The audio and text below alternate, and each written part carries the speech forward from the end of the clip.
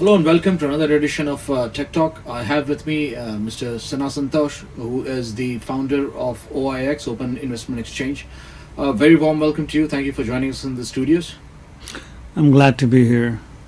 Now, my first question to you is fairly obvious. I have seen you speak across the world and I've followed you very closely, and that's the reason why I approached you when I found out that you were in India. But my first question is, why are you in India? I'm in India for certain initiatives we have in India. Also, there's an event, BlockMumbai. I'm going to speak in BlockMumbai, and I'm going to talk about how India can transform itself using blockchain. That's the key purpose I'm here. And also to understand Indian economy and how things are working out here, how to get the feel of economy being at the ground. Okay, so in the last few years, India has definitely taken strides in the right direction when it comes down to digital economy and stuff.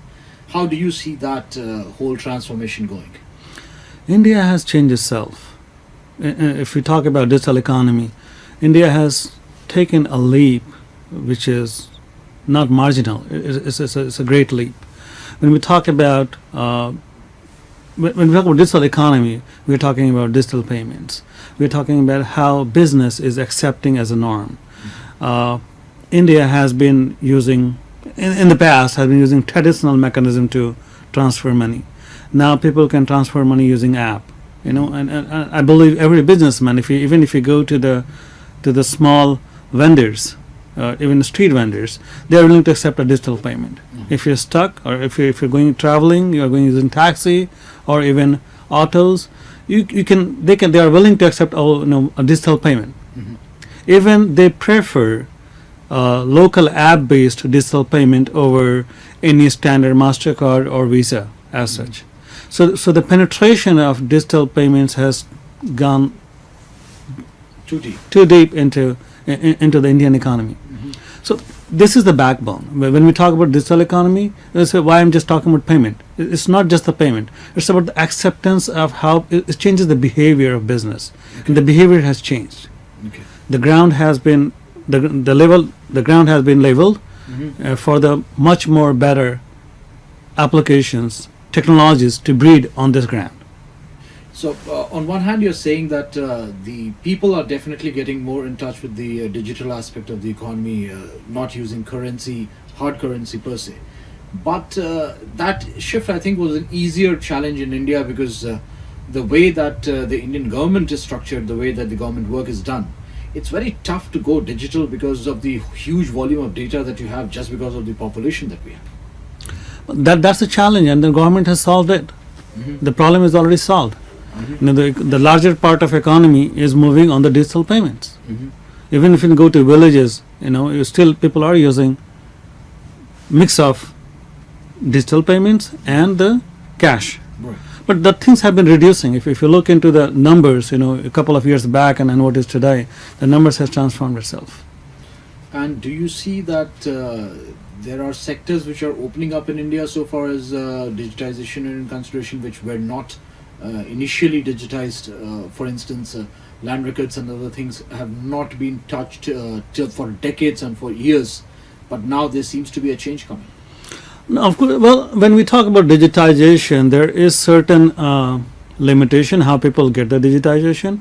There's multiple ways you can get the digitization. You can even talk about, okay, I got the snapshot of a document, put that into a specific repository, some content management tool, and then you can filter on it. But that is not the digitization. Okay. But definitely there has been a lot of land records which is available in digitized form, but that needs to be much more, I would say, technology needs to drive it more. For example, who owns for example, if you're talking about there's a trail of who owned that land. Right. So you may have document up there, but then is it trackable? Can you trace it down to the, say, 200 years or whatever n number of years who owned on this document? Are the taxes being paid on this in the land? So when you have the data out there, and if you see that, okay, the land records are out there, and you can match it with the tax amount, that okay, the tax should be paid on this land, and government can figure out, okay, this part of land is being taxed, this part of land is not being taxed, who owns it? Because every there's a property tax. Even it's owned by even government entity, they're also paying taxes to another government entity. Right. So it's an inter-government exchange, but still the transaction needs to happen. And still, as we know, when we talk about data as such, the land records are available out there and across the part of the world, but still there's a lot of lands are missing. They don't know who is the owner of this land. And the number says about 33% landowners are not identified. And there's two part of it. One, who is the rightful owner of that land. Second, government is not getting revenue out of it. Right. So it serves the both purpose. The people who have the land, the rightful owner, it could be government entity, or the individual citizens. Right. Any of those cases, the rightful owner has the access to their property, and everybody knows that it's their property, and government can tax it. Right. So I would like to say that government is missing 30% of tax revenue on land. So when we talk about digitization, it's not just about putting the records out there, it's about the unison. When you link all this data together, and then you have the protection of the assets, like who owns the property, rightful owner, and additionally the government is getting tax revenue. So there's so many different pockets where government can tax by using the right technology and get more money, and that money can be used to serve the citizen, using the citizen services. But there is always a question of the big brother attitude of government. If you have so much data on the people, you are basically in a position to control every single bit of their lives. Government already has the data. On your passport, if I'm traveling to this country or any other country, I have a passport. Government has my data. It has my address, and it is used to do any work. For example, if I'm opening a bank account or something, I need to present some identities, and passport can be one of them, or driving license. So any choose a form of identity you choose, you have to provide the data. I mean, you can't. I mean, this is social life. But I don't want them to know when I had my tooth extracted and when I went for a holiday. If it's not about government, it's about government servants. If they have so much data at their disposal, and one of them is my neighbor, what stops him from using such data against me? Well, obfuscation, the data is there, but there are ways that PII are removed, personal identifiable data is removed. So even if you have access to data, you basically don't know who this data is for, unless until they have the pertaining information. For example, if say there's a data link with passport or driving license, unless they have access to a driving license or maybe a couple of more data validations. For example, if you are doing identity management, for example, I have been the identity management expert for years, for decades, and we're talking about identity management thingy up here. Now what's going to happen is that when we create a system, we have to put a control. Who can access what data, when, and what kind of data inputs has to be provided before they can have access to the data. And when we talk about Big Brother, the system is watching the brother too, that who has access to data and when. How many times it was accessed, what time it was accessed, who accessed it, and why. So many things can be put out there in the system. Can blockchain, see, identity management is one of the major issues that a general person faces when a lot of data of his starts getting accumulated at one place. Right now, my driving license data is at one agency, my passport data is with another agency, my purchases are with another agency. They are all siloed, they are not clubbed together for somebody to form a full knowledge of my life cycle. But at some point or the other, when all this data comes together, there is going to be that problem of who knows what. My neighbor might be accessible my driving license data, and he knows I have 3 DUIs on my name. So it's an information that can very well permeate in my whole society. But the bottom line remains: can blockchain, by the very fact that it has a very strong validation methodology through which the access is done, if you do something, it remains there forever. If you access my records, that signature remains in the blockchain forever that you accessed it. Now tomorrow, if something like that happens, do the people have the redressal? People will have the right to take a look at who has accessed their data and why? Basically, when we're talking about who has access to data and why, that question goes into the purview of government, whether they want to allow people to have access to their data or not. But if it is permitted, but if does blockchain provide a better methodology of controlling that, or is it just the same as any other technology? Blockchain can help repudiate who did what. Right. Essentially, for example, let's take another case. let's talk about scams. Right. You know, I'm changing that topic a little bit more. It's a large. You've brought the problem to the larger scale. Yeah, so it's a larger scale problem when the banks are in trouble because somebody is helping some particular specific customer, Right. Not in the rightful manner, Okay. to make them gains in unauthorized manner, right? So, for example, if there's a government, or say, let's for example, there's a bank official, and he's trying to do some favor which is not the limitation, which should not be there, right? Now that if that person is doing favor or making certain changes, and the data is visible to only him or her, then it's a problem. I also talked to one of the officials, government officials in India, and they had a problem. There was a scam which they controlled, and the problem was that only one person had the access to the systems, and he could change the data, and nobody had any control over it, and that person was a contractor. Now the key point is this: if you are accessing the data, if that control is placed, copy is placed at multiple places, so you can delete at one places, but you cannot delete the data at multiple places. You have to put multiple people into the account, or collude with you have to collude with multiple people to be able to make that changes. And you do not know who the right people are in blockchain. And you don't know who that person is, so that makes it difficult to collude with more than one person. It could be 3, it could be 4, it could be 10, depending on how much copies you want to have at what cost. So, two of the major drives that the Indian government had in the last few years, one of them was right of information. I think if everything is on blockchain and every single transaction is logged in as to who did what and when and why, the Right of Information Act will perhaps give people more power to access their own records and its history. Definitely. Right of information can definitely help them understand what happened and when. Even so, basically, that could put government officials at ease, actually, because nobody can be accused out of their turn. correct. It makes their life simpler and safer.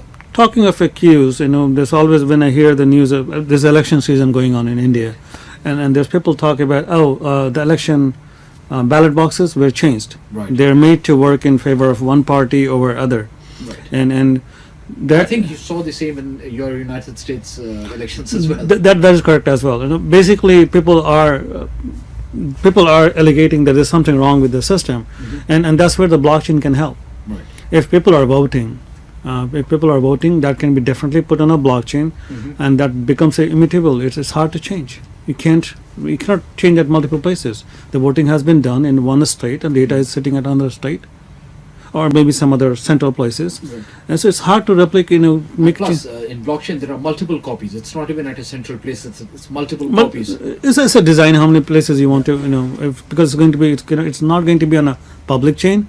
It has to be on a private chain. Right. There's a lot of security data is needed, and there's the stake is higher, and government is not going to put its data on public, and that is understandable, and that's what we are suggesting as well. The solutions we bring. I think the one solution that you have for government cloud can be it's basically a backbone service, if I'm not wrong. It's something that's like an infrastructure service more than anything else. It's infrastructure services. It's a blockchain baked into cloud. Okay. So the time to market reduces the time to market and increases the ROI Right. on any return on investment on any government. Even if when I talk to government officials, I gather a couple of concerns: the cost, Right. time. The government demands, the citizen services needs. The government wants to help citizens and requires to deliver the service faster, sooner than later, and that creates a challenge to technocrats, people who are designing the solutions, Right. and that's where we come as an aid.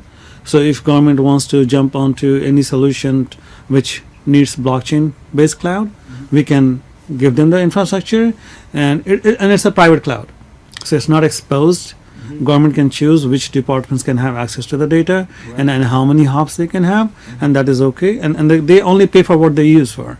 Right. So you don't have to bring the whole infrastructure. You don't have to build. You don't have to understand. This is a very new technology. It's extremely difficult to get technologists who can understand this and deliver this on time. I'm not saying it's impossible, but the time there's always a learning curve. We just shorten them out.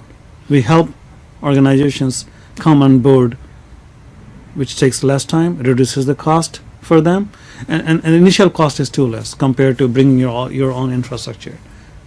Now, I'm glad that you talked about the voting, because I think two countries, South Africa and Estonia, are already trying to bring voting onto blockchain.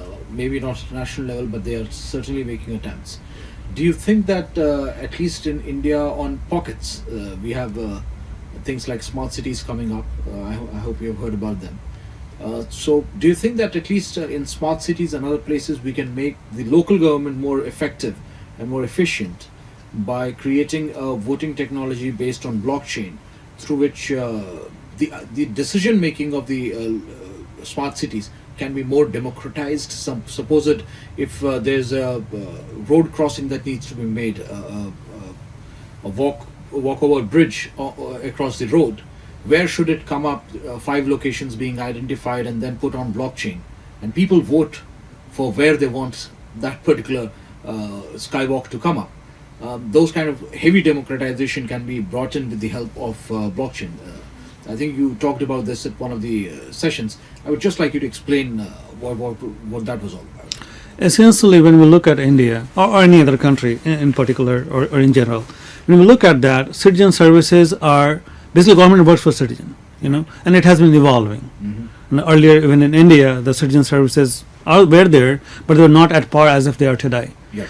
Today, everybody, like the government has a health plan for people who are in need, or probably for everyone. I don't have the too deep information on that, but I gather there has a government health plan for everyone, right? So there's so many different. The system has evolved. There's more participation, and this evolve of electronic media. Now, what is going on is that there's people are more vocal. They want a participation. I gather several societies are working in very close with their leaders, elected leaders, and trying to achieve citizen services for themselves. Right. Now, blockchain can empower that. It cannot be put in a India level right now, because the cost of implementation will be too high. Plus, it's not that India did not have the voting system; they already had electronic voting mechanism out there. Right? There's a cost is already incurred out there.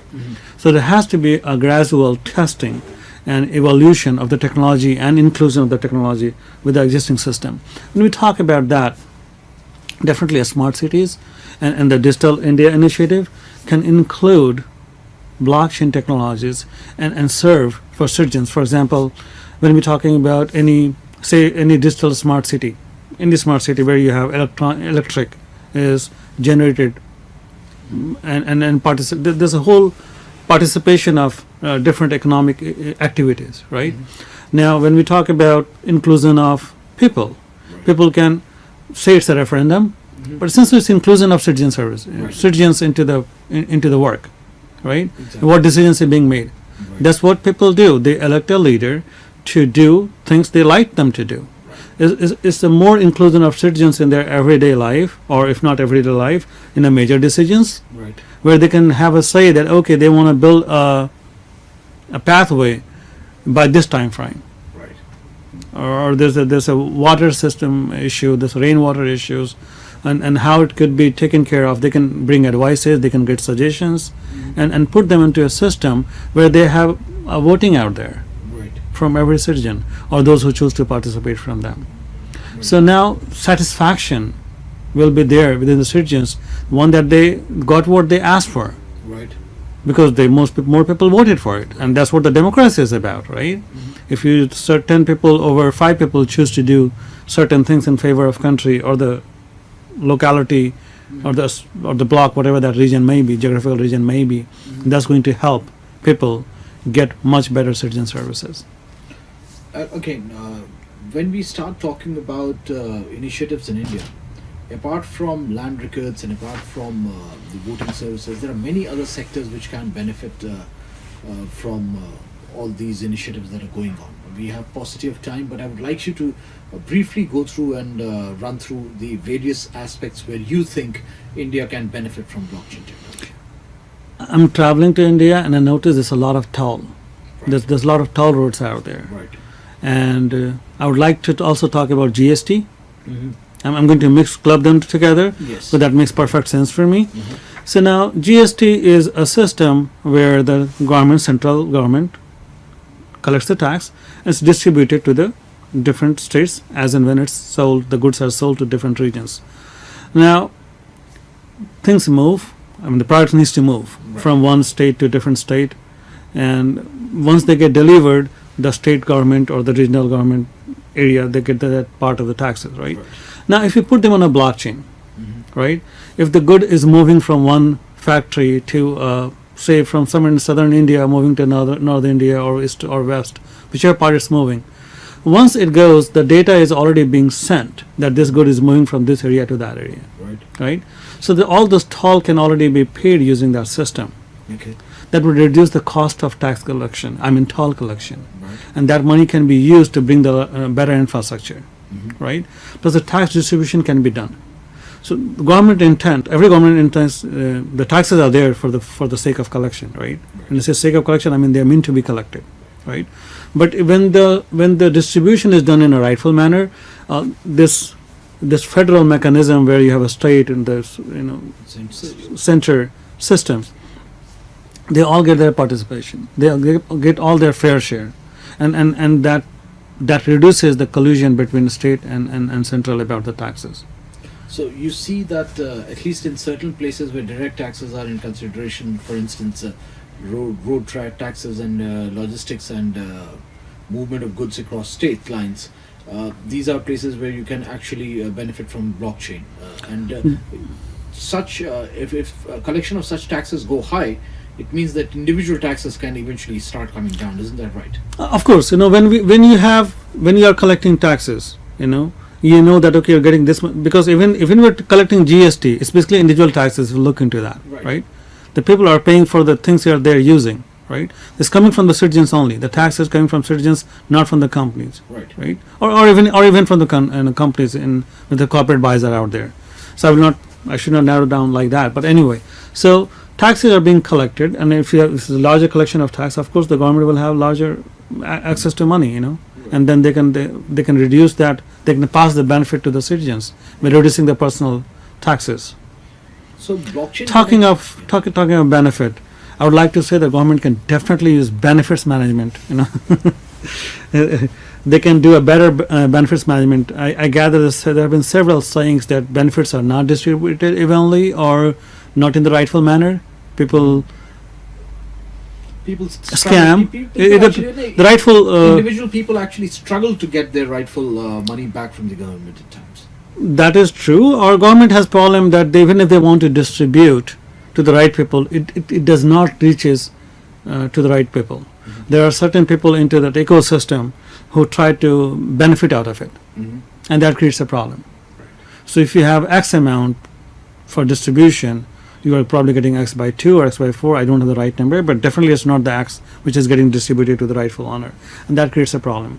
Plus, in turn, this all adds the problem to the citizens in general.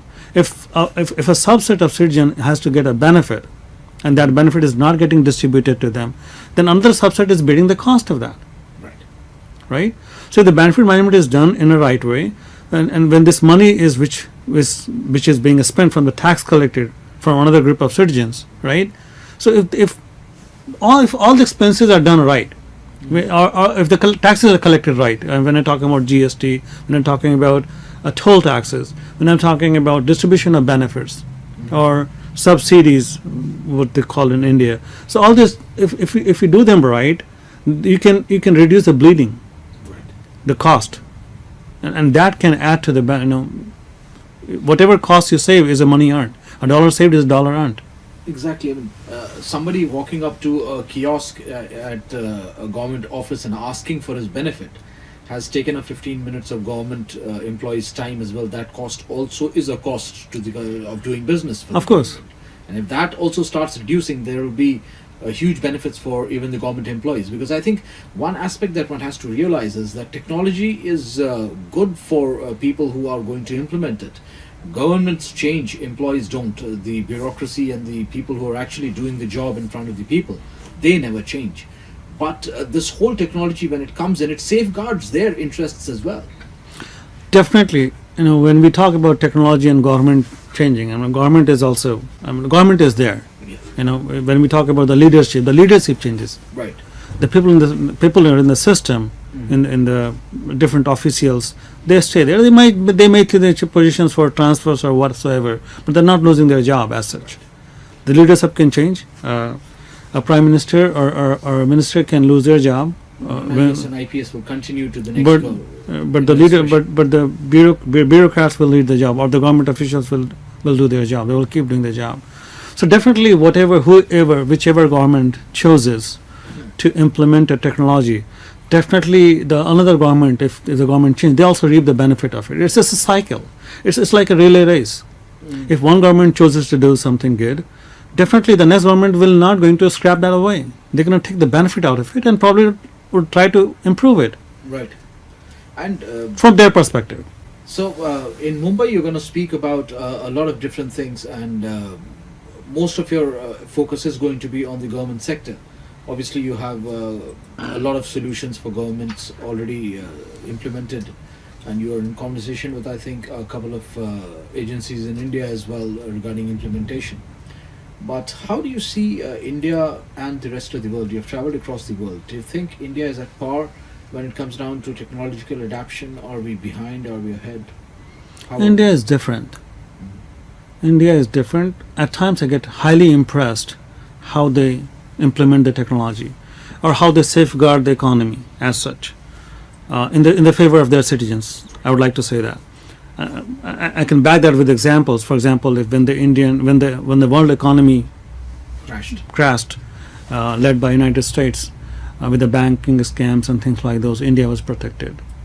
So at times being conservative helps, Right. and India has opened itself. For example, let's talk about, there has been a lot of saying that okay, India has blocked blockchain or something as such, or India has blocked Bitcoin.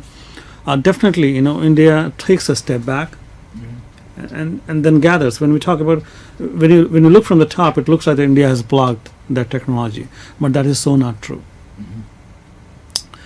The way what I know, I have talked to several agencies, and I gather that most of them are working on the initiatives which are based on blockchain. Right.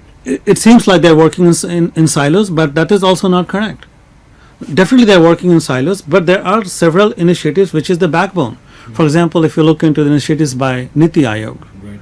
which is working on something called India Chain, and when I look at that initiative, that is huge. They are taking the biggest problem. They are taking the payments. They have a payment mechanism they're trying to bring on the India Chain. Okay. And when the India digitized the payment mechanism, they came with their own, government came with its own app. Right. So when I gather that news, at times that sounds like competing, Right. but then why not? Government does business too. What? Government has owns financial systems. Government has owned industries. There's several thermal, electric There are generations. many sectors in which government. So- has so- owned. Historically, we even owned cement factories. Government even owned their own cement factories. So if government can own a cement factory, if government can own a electric company, why not a payment company? Right. So that highly impressed me. And people might say that India is competing, government is competing with other partners, but probably government needs its own mechanism, government needs its own system where people can trust. Today, that Indian government payment system is used by all the larger e-commerce vendors, whether it's a MasterCard or Facebook, WhatsApp, or even Amazon and other partners, Paytm and other companies. So they all are using their backbone, and that's helping, that pays for itself. All the transactions and the cost of transactions are being paid by the users of the systems. There's another aspect to it which is very unique to India.